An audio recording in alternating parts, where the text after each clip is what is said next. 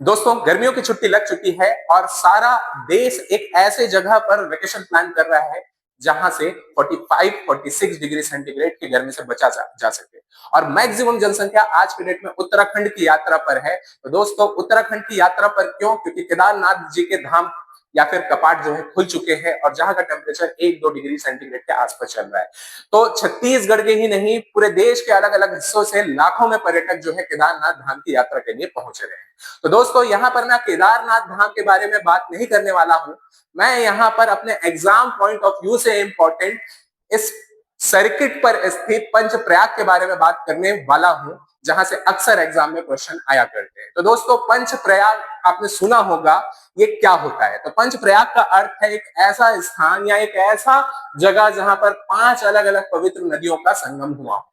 तो चलिए देखते हैं कि ये पंचप्रयाग क्या है और क्यों एग्जाम में यहां से क्वेश्चन आते हैं। तो सबसे पहले ध्यान में रखिएगा दोस्तों, पंचप्रयाग में सबसे पहला है, हम बात करेंगे गंगोत्री से। गंगोत्री के पास में गोमुख ग्लेशियर है। इस गोमुख ग्लेशियर से सबसे पहले निकलती है भागीरथी नदी। देखिए, बहुत लोग इम्प्योर तरीके से पढ़ते हैं और बोलते हैं कि गोमुख ग्लेशियर से गंगा नदी का उद्गम होता है, जो कि पूरी तरीके से गलत है। गोमुख ग्लेशियर से भागीरथी नदी का उद्गम होता है और ये भागीरथी नदी बद्रीनाथ की तरफ से आ रही अलकनंदा से मिलती है और मिलने के बाद में इसे गंगा नदी के नाम से जाना जाता है। तो ध्यान में रखिएगा, अलकनंदा और भागीरथी नदी का संगम जो है वो कहलाता है गंगा। लेकिन इस अलकनंदा से मार्ग में अलग अलग और 4 नदियां मिलती है। ठीक है, तो कहने का मतलब यहां गंगा जो है 5 अलग अलग नदियों के संगम को कहा जाता है। तो चलिए देखते हैं।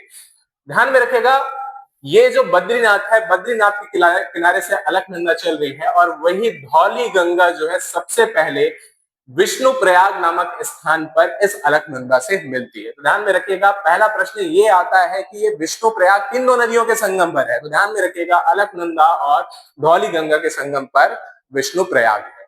वही इन दोनों का संगम जब आगे बढ़ता है तो नंदाकिनी, ध्यान में रखिएगा दोस्तों, नंदाकिनी नामक स्थान से, ठीक है, नंदाकिनी नदी आ रही है जो कि अलकनंदा से मिलती है नंद प्रयाग नामक जगह पर। फिर इन तीनों का संगम आगे बढ़ता है और कर्ण प्रयाग पर पिंडार नदी से इसका मिलन होता है।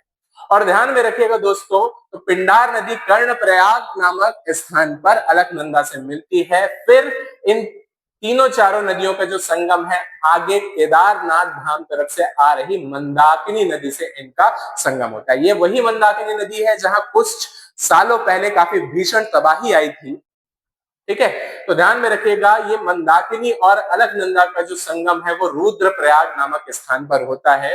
तो ध्यान में रखिएगा, धौली गंगा, नंदाकिनी, पिंडार, मंदाकिनी और अलकनंदा आगे बढ़ते हुए देवप्रयाग, जो कि हरिद्वार से लगभग 100 किलोमीटर पहले है, नामक स्थान पर भागीरथी से मिलती है। और ये सारे पवित्र नदियों का संगम जब होता है तब इसे जाना जाता है गंगा के नाम से। ऐसे ही इंपॉर्टेंट फैक्ट के लिए आपको बने रहना है आपके रामा कोचिंग के यूट्यूब चैनल पर। धन्यवाद।